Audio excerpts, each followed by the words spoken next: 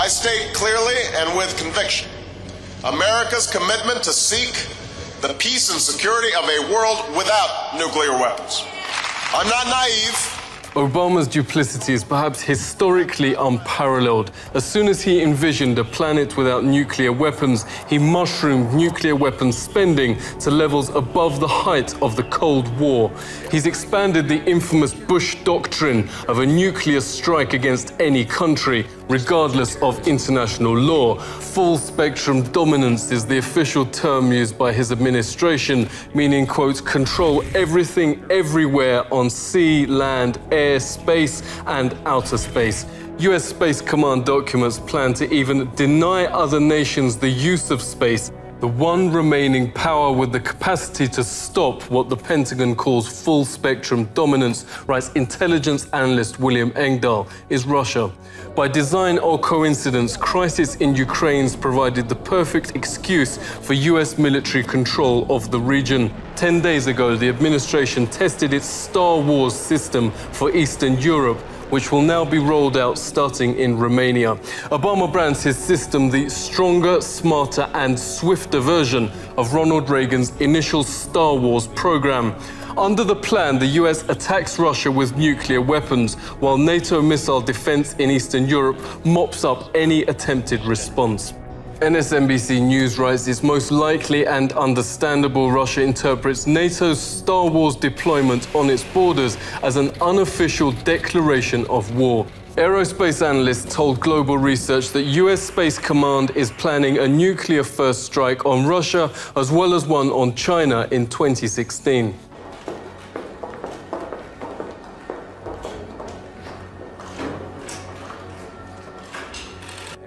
I really appreciate the American leadership in taking reassurance measures.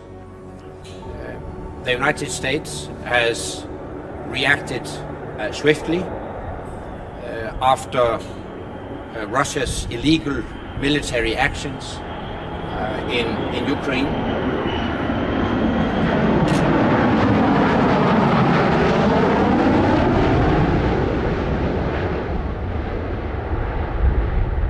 We have taken immediate measures, and we are now considering more long-term measures to reinforce collective defense, and that might include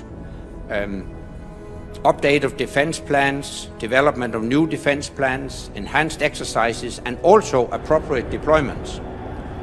But I would expect such a readiness action plan to be adopted at the summit.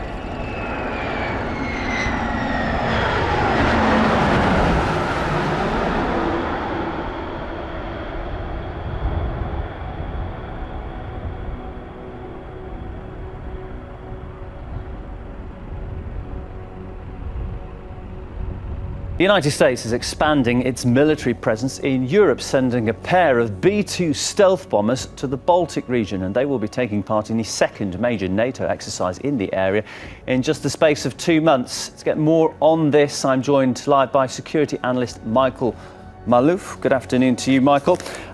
It is just 2 months, as I just mentioned. NATO sending reinforcements to Eastern Europe. They include warships and fighter planes. Is this just show? Will they really use them? What's the goal here? Well, I think it's a show of force. On the one hand, it's to engage in exercises, military exercises. It's to send a message more than to show armed might. And I think it's a prelude to the United States evolving a new policy approach toward Russia, working with the allies to extend perhaps a new defense line from Poland down to Azerbaijan.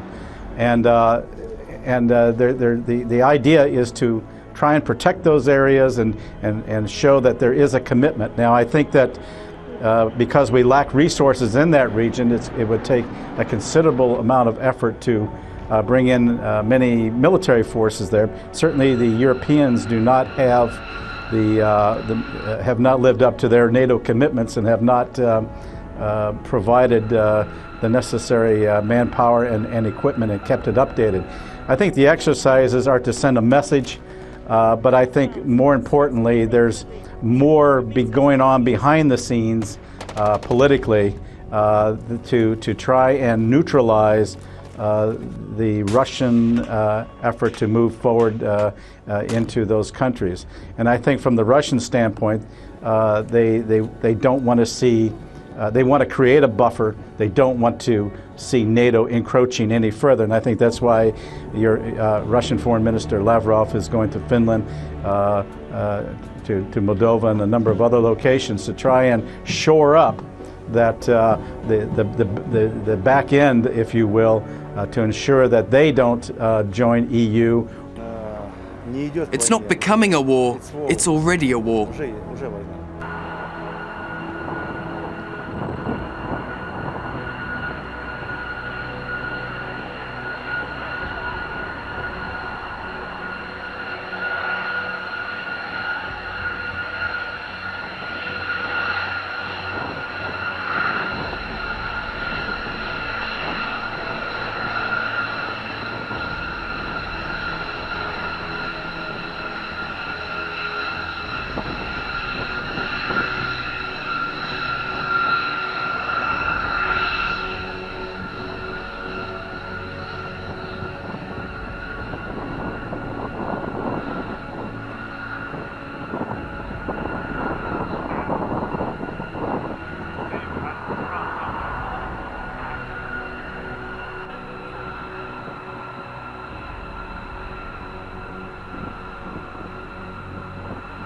Bruce Gagnon of the Global Network Against Weapons in Space joins us. Thank you very much for coming on. What do we know about the first strike plans?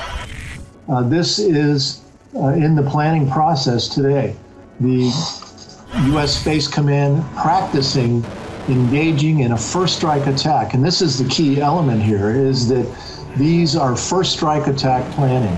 These so-called missile defense systems are key elements in U.S. first strike attack planning. The idea is to hit China or Russia first with a first strike, and then when they try to fire their nuclear retaliatory capability, it is then that these so-called missile defense systems would be used to pick off any retaliatory strike.